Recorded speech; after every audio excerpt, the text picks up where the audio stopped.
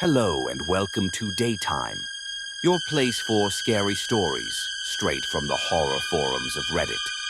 Make sure to like and subscribe for more horror tales of things that go bumping the night.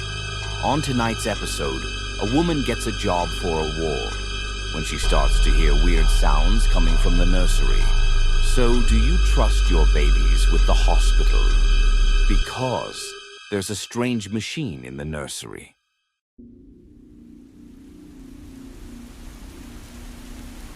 My mother died when I was 12 years old. It was the single most traumatic experience of my life, and I'd be lying if I said I've gotten over it. But that isn't what has affected me most lately. Whenever a parent dies, most people just talk about the death itself. There's a lot of how and when, but not a lot of then what happened. It is that lasting legacy of what happens afterwards that really marks you for life. As my dad had to pick up extra hours to make ends meet, I had to help take care of my sisters. At that age, I barely made my own bed. Now I had to cook and bug my sisters about taking their showers.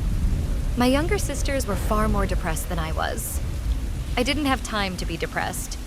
I had shit to do. So now, as an adult, I can kind of see that I got stuck in that rut. I'm still taking care of people. Maybe I'm afraid of what'll happen if I stop. Originally, I wanted to be a doctor, but we just couldn't afford that kind of education. I considered studying abroad, but my sisters still needed me long into their teenage years. Instead, I studied to become a nurse, which was the cheaper option. No less work, though. Just slightly cheaper. Once my sisters and I moved out, I got my own place, and I bounced around various hospitals and nursery homes around the state. I've worked at a rehab clinic, an open clinic, as an in-home nurse. All kinds of positions. I had 8 different jobs all in all, changing back and forth between them as one closed and another opened. But it wasn't until a few years ago that I saw an opportunity for a stable job.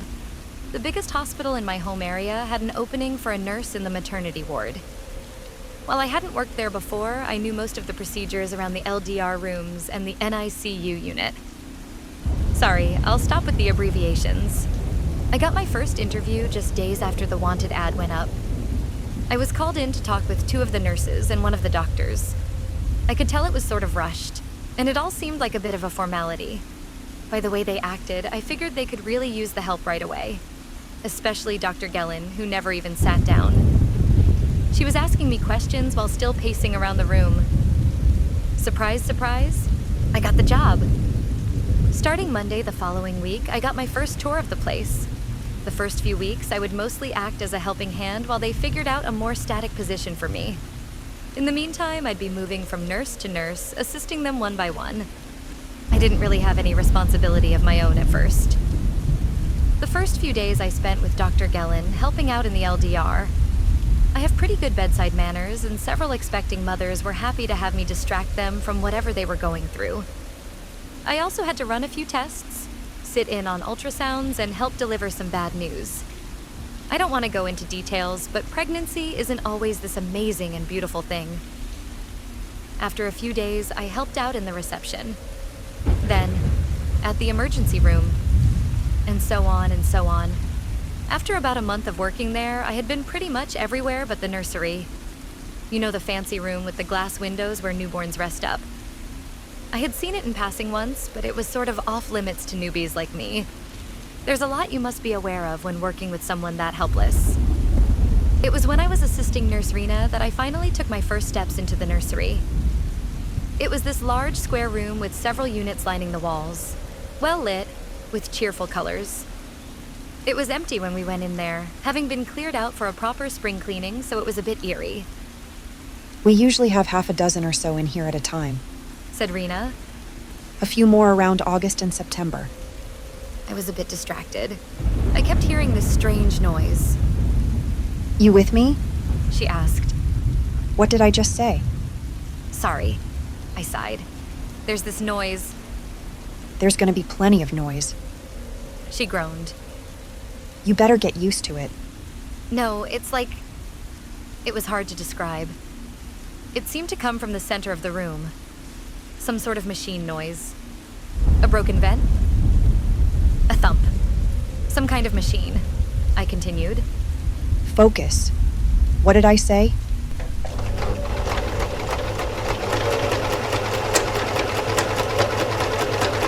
It was there, somewhere in the middle of the room, but what was it?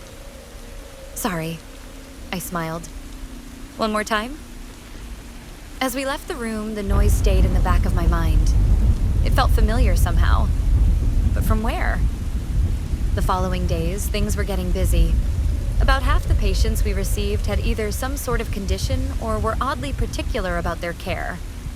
One woman had her partner sing-scream some kind of poem, for example. They had to be escorted out of the room. Another woman refused to have her baby without her favorite plant on the bedside table. Never seen a blue sunflower before. Never saw the kid either, for that matter. I was still assisting Rena in the nursery, and I got the opportunity to spend some time alone in that room. Even days later, the sound persisted. It was low, more like a hum, but it was definitely there. I thought it might be a heating issue, but I couldn't locate where it was coming from. I suspected the ceiling, but it had this strange echo to it that made it just as prominent near the floor. Strange. At one point, we had 5 kids in the nursery at the same time. Rena had the main responsibility, but she took me along every now and then just to quiz me and see how well I fared on my own. But now that there were little patients in there, she had no tolerance for mistakes or hesitation. One Friday night, as I was working the evening shift, I went into the nursery to roll out one of the children. Rena was already halfway down the hall, calling out to Dr. Gellin. So I had this short moment completely alone with all 5 kids. The lights were a bit dimmer, and at first I didn't notice anything. But after a few seconds, I could hear that sound again. But there was something else. As I looked around the room, I could see all the kids breathing in sync with the sound. Little chests heaving up and down. I gently pushed one of the units, accidentally waking up my little patient. As she stirred, she let out a soft cry, and for a moment, my mind blanked. I was just standing there in the middle of the room, and it felt like I was about to do something. And the machine noise was louder than ever. The kids were stirring. Maybe they could hear it too? It started to bother me. I asked a whole bunch of staff about it, but no one seemed to have any idea of what I was even talking about. If anything, the nursery was the quietest room in the entire ward. It had to be. You don't want to wake the patients. So when I started rambling about machine noises, they all just sort of tuned out. Even Dr. Gellin. Even after my time with Nurse Rena was up, I started coming back to the nursery every now and then. Sometimes, on my lunch break, I'd just stand there and listen, trying to find the source of the sound. That's actually how I got started here on Reddit. I started asking other medical professionals what that noise could be, and no one had a clear idea. I tried recording it, but it just wouldn't stick. Also, it is generally frowned upon to stand with a cell phone in the nursery, recording what could be a video. Big no-no. I went back over and over again, and it actually landed me in a bit of trouble. I had a private meeting with Dr. Gellin, who tried their best to understand my strange fascination with the nursery. Finally, I had to agree to leave my phone in my locker. I didn't go back there for a long time, but it was inevitable. The nursery is somewhat central to the entire ward, and you have to actively avoid it to never pass it. One night, as I was passing the glass window, I stopped to listen. But that time, I had a good reason. There were 4 kids in there, and they were the first thing I heard. Not the strange machine noise. The kids were crying, but they were crying in unison. Short bursts of screams. It was rhythmic in a way.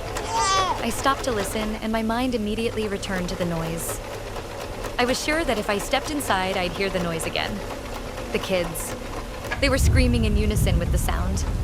I could feel it. And that was just the start. I could start feeling it even at home. I'd get frustrated whenever I heard my washing machine, as it was out of sync with the sound that haunted the back of my mind. Every rhythmic noise I heard just seemed off by comparison. It bothered me just how stuck that sound was, and I still had no idea what it was. And where had I heard it before? It came to a point where I sat up all night listening to a 4-hour recording of a construction site. Nothing. Nothing sounded like that goddamn machine. Ka-ka-ka-chung.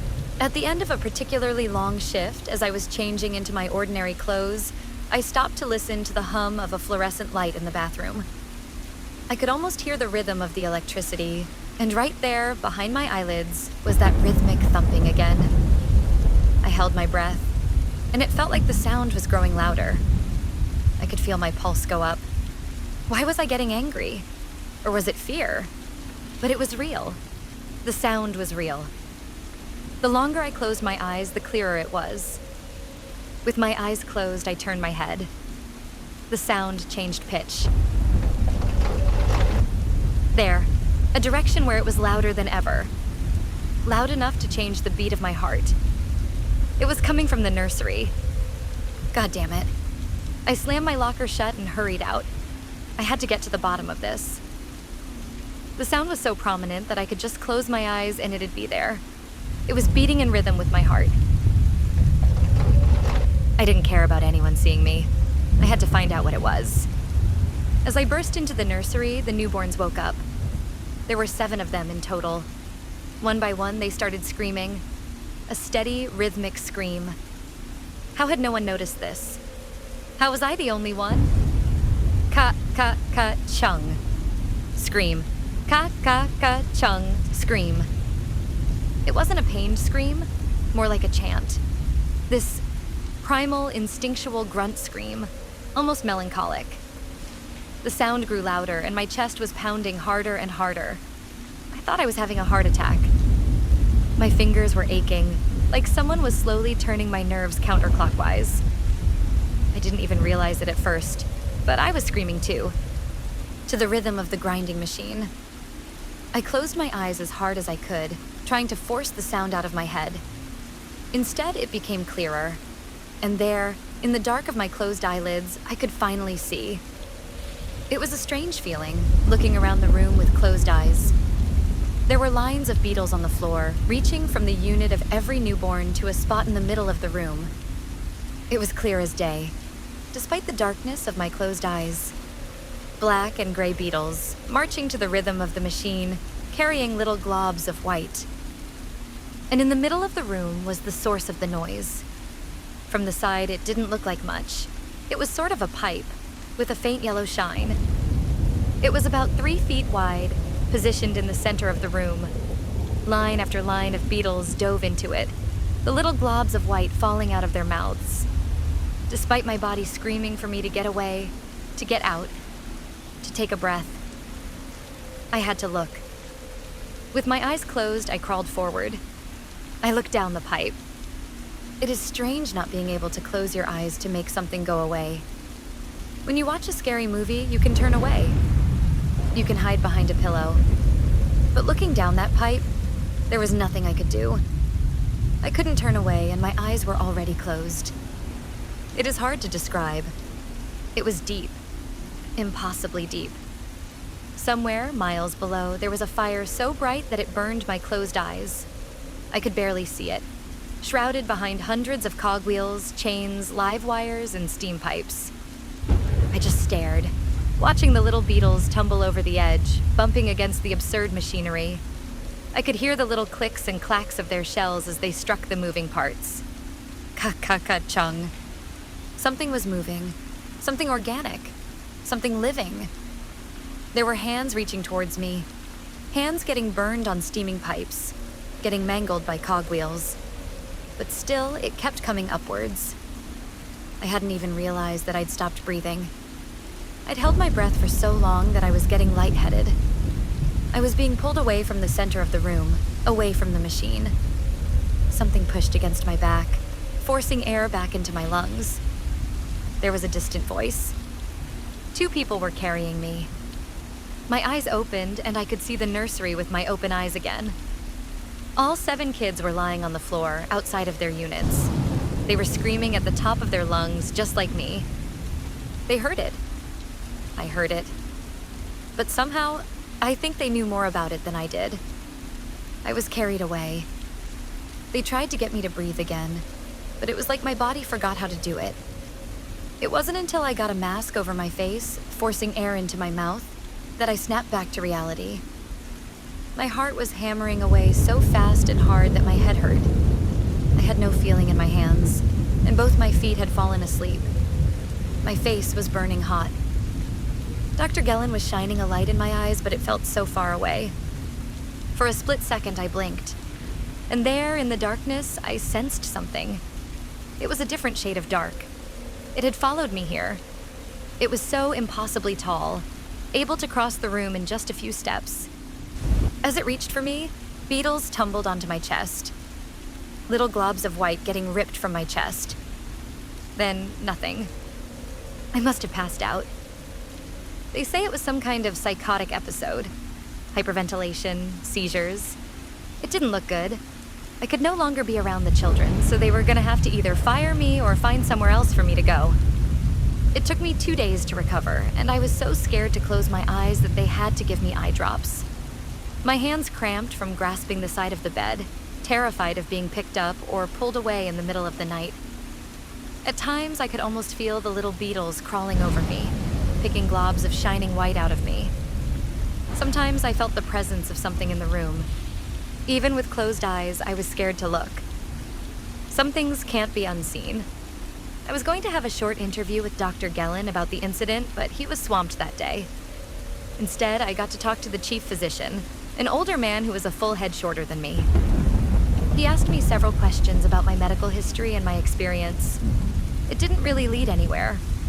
That is, until we started rounding off the interview. As I read my social security number to him, to make sure he had my insurance info, he stopped. Were you born in the area? He asked. I guess, I said. You can tell? The area number. He nodded. It is quite unique. There are 3 hospitals that cover that area, but 2 didn't have fully staffed maternity wards at the time you were born. Handing my papers back to me, he gave me a long look. You were born here, in this hospital, weren't you? He asked. I had no idea, but it made sense. Mom had lived in this town all her life. I just nodded. He didn't respond. Instead, he just looked at me and sighed. Without a word, the meeting ended. The following week, I lost my job. While one could think it was because of my psychotic meltdown, I'm pretty sure it was because of that meeting with the chief physician. I think he knows something. If I had been born there, maybe I'd been in that room long, long ago, before I could even form memories. But if so, how could that noise sound so familiar? This was a few months ago, but I'm still looking for answers. That, and I think I'm going insane. I can still hear the click-clacking of little beetles falling to their deaths, and if I concentrate hard enough, I can hear the machine. It is not a memory. It is always there. I think there's a piece of me down there, inside it, still connected.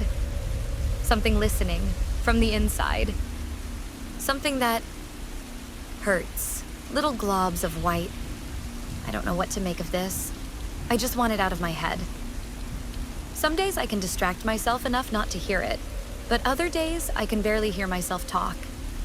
It is always there, no matter what. It is like a rhythmic, haunting tinnitus. But I know there's more to it. Sometimes as I close my eyes, I can still see a faint glow in the distance. Sometimes not even in the direction of the hospital. Sometimes it is closer. Sometimes it has eyes. But the sound is the same. Always the same.